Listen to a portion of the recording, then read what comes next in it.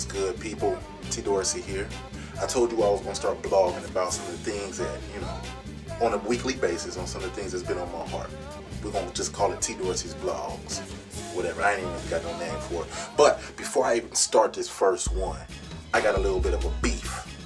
And this beef is with people who take pictures of themselves. Let's look at a few examples.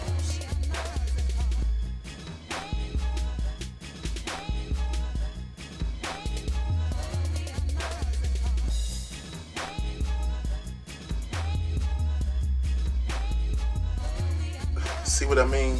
I don't understand this whole thing of taking pictures of yourself. If you wanted to get pictures of yourself, get somebody else to do it and stop doing it in the bathroom.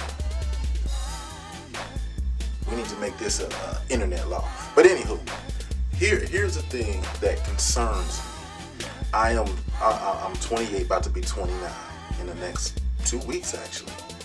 And one of the things that have really started being on my heart is number one, it's my hate for pop culture. I almost got a hate for pop culture because the things that we talk about in the pop culture is stuff that really don't matter. For those that know me know that I'm a random guy. But there's been some random things that I shoot off to people, and I'll say, who's the best rapper alive? I get a ton of answers, I get a ton of feedback. But then when I say something like, hey, are you thinking about retirement? Are you thinking about life insurance? People be like, I ain't trying to talk about it. The reason why this thing is heavy on my heart, and I'm going to be real quick because I know a lot of people already tuned me out. The reason why retirement is on my mind is because when I think about our generation, I don't think a lot of people are really thinking ahead. I really don't, when I retire, I want to be able to retire. And really, if you really dig into it, a person that works a job or does what they do for a living, that they do it with a passion, really you ain't working, you just having fun every day, you living every day. But for those who just work a job, are you really thinking about retirement?